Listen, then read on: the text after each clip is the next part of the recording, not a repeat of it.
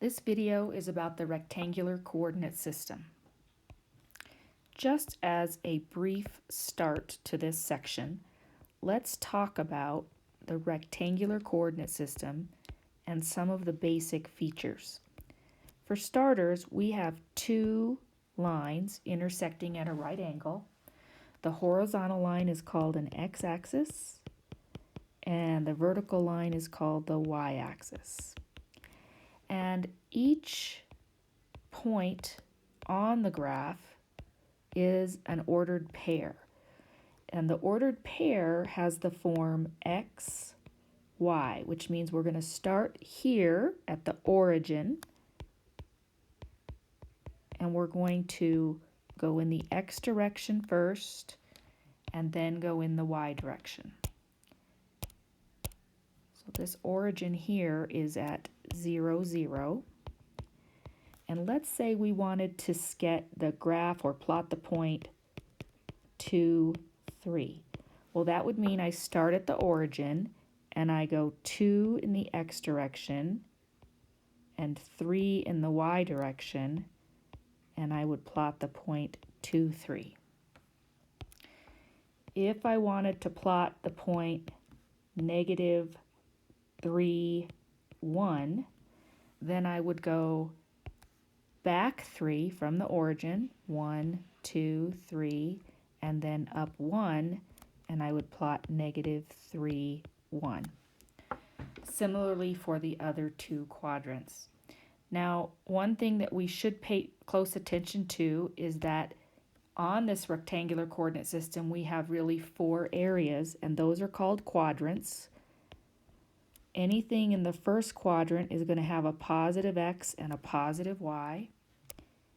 Anything in the second quadrant is going to have a negative x and then a positive y. In the third quadrant, we're going to have a negative x and a negative y. And in the fourth quadrant, we'll have a positive x value and a negative y. And you'll notice that we use Roman numerals in a counterclockwise direction, 1, 2, 3, 4, to talk about our quadrants. So we know now how to plot ordered pairs on the Cartesian coordinate system, but we want to be able to graph an equation using the coordinate system by plotting not just one point, but several points.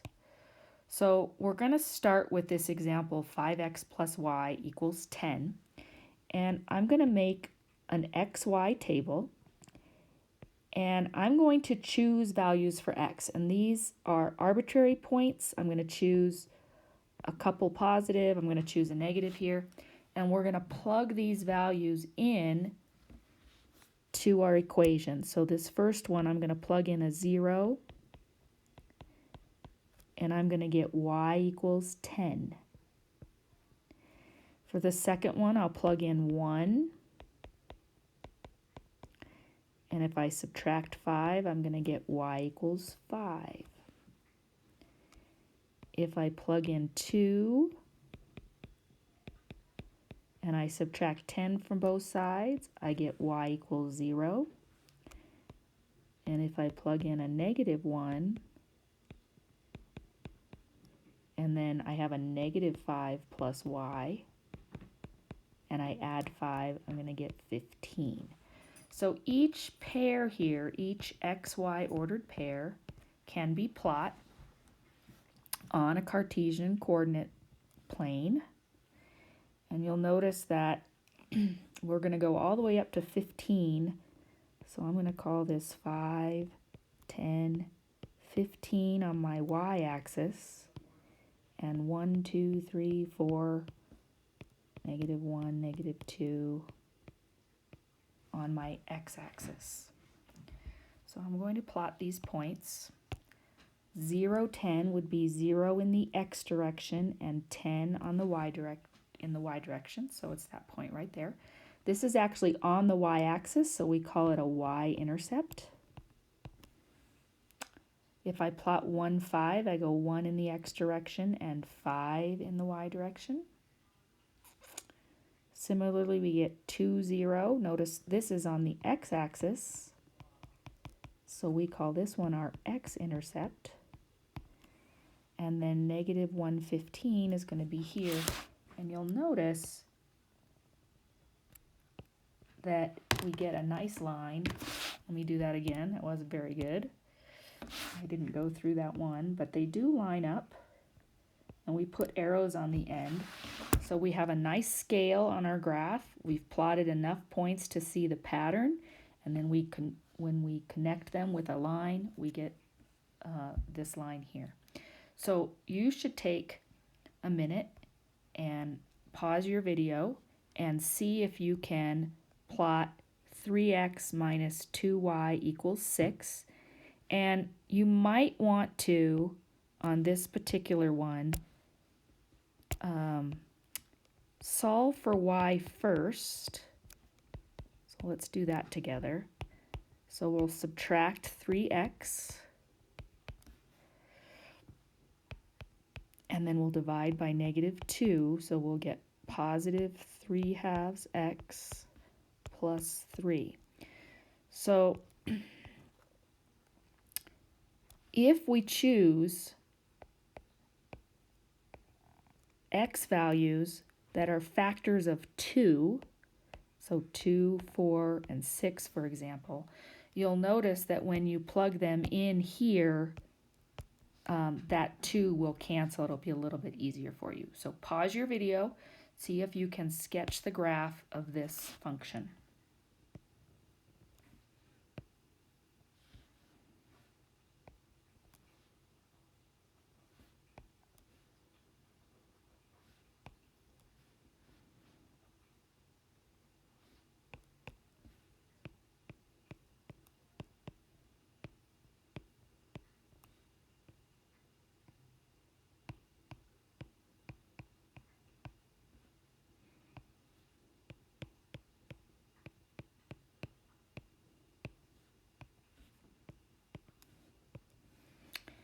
Right, I'm going to choose 0, 3, 2, 6, 4, 9, and 6, 12. And you can see that I get this line here. Notice that 0, 3 is a y-intercept.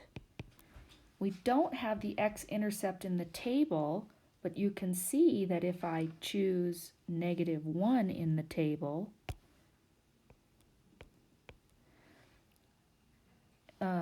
let's see, if I choose negative 1, I get negative 3. Let's choose negative 2. That'll give me negative 3 plus 3, which is 0. So my graph here is, notice that the scale is 2, 4, 6, 8, so this is negative 2, negative 4. And we also have our x-intercept.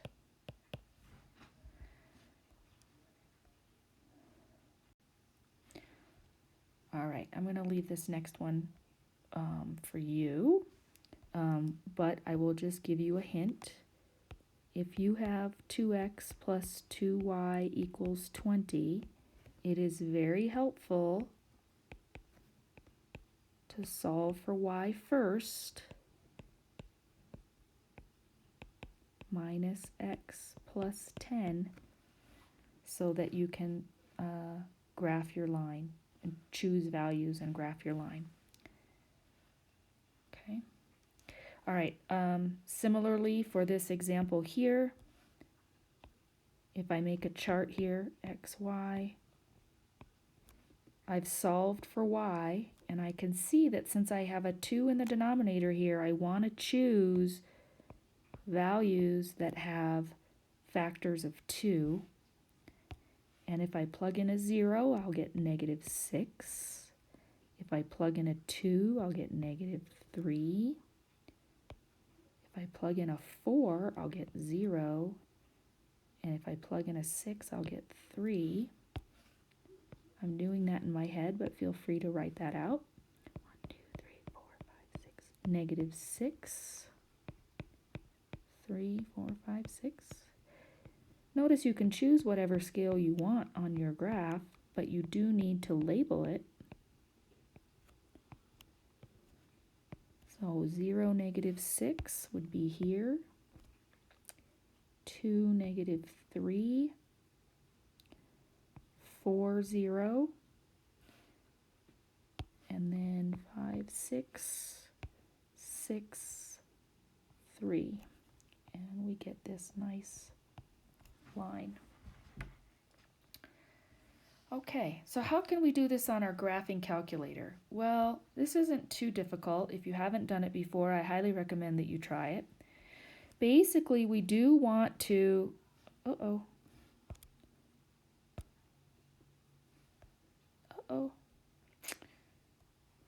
we do want to solve our equation for y. So when we choose on our calculator just above the second function key, it's actually the upper left corner, the key says y equals. And because that says that, we need to make sure that it's solved in terms of y. And the standard viewing rectangle is -10 to 10 for both x and y values. So you can actually hit zoom and then standard, and it will put you on the standard viewing rectangle. So for this example here, we have y equals x squared minus 6x plus 5. It's not a line because we have this squared term, but if we plot enough points, we should be able to see the graph. Let's make a table of values. I'm going to choose 0, 1, 2, 3, and 4. You can choose any values you want. I'm choosing these on purpose, and you'll learn why a little bit later.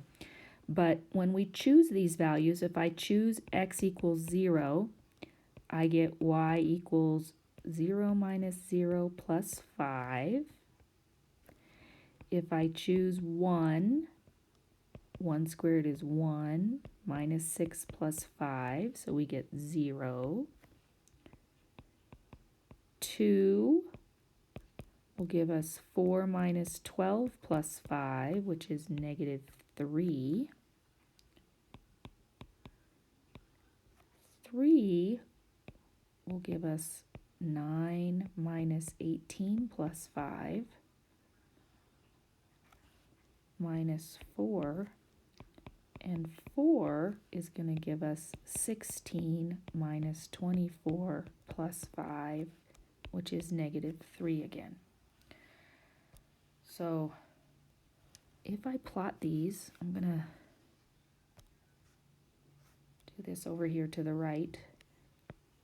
I notice that I'm going as high as 5, 1, 2, 3, 4, 5. I'm going as low as -4, 1, 2, 3, 4, and up to 4. And I'll plot my points. So 0, 5, 1, 0, 2, -3, 3, -4, and then 4, 0. And this particular graph is what we call a parabola, and it's a U shape. But notice that we can still get that by plotting enough points.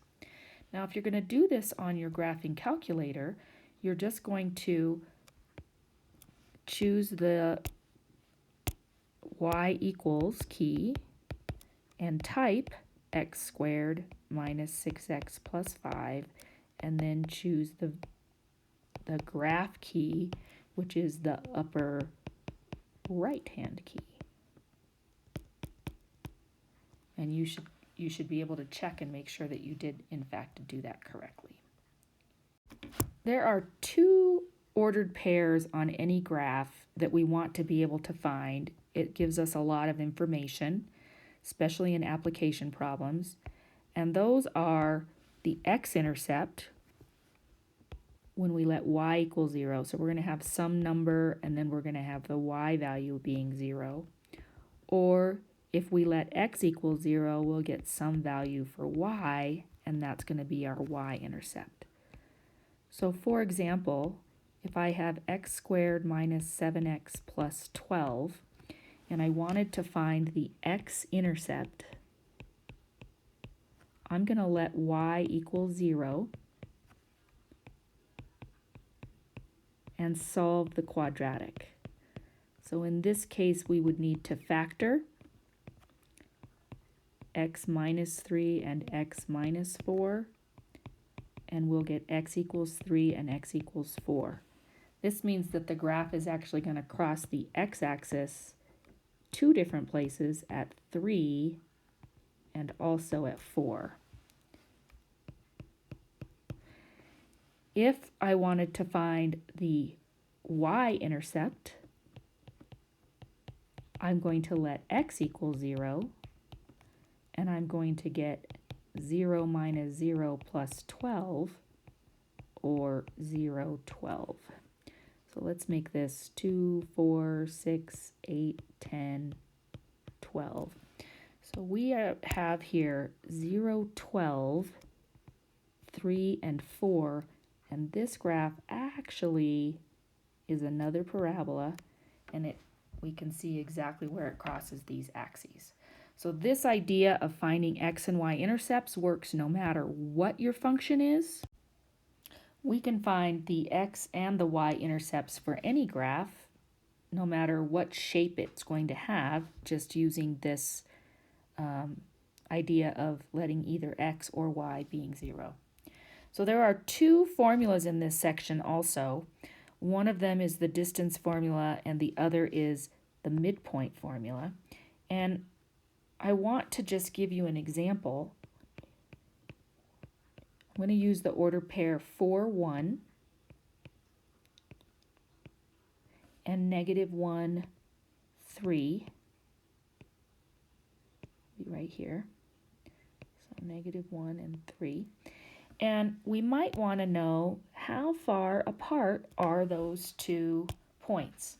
Well, what we can see is if we draw a little triangle in here, the distance between 1 and 3 is 2, and the distance between -1 and 4 is 5, and we could use the Pythagorean theorem, 2 squared plus 5 squared is the hypotenuse squared, and get 4 plus 25, or h squared equals 29, or the square root of 29. That's not a perfect square, so I'm going to leave it like it is. We can also do this using a formula, which is the difference of the x's squared plus the difference of the y's squared. So using those same two ordered pairs, but using the formula, we could say that the distance was the square root. The difference between the x's would be -1 minus 4 squared. The difference between the y's would be 3 minus 1 squared. And you can see that we'll get -5 squared plus 2 squared, or the square root of 29. You should find the distance between these two. Pause your video and see what you get.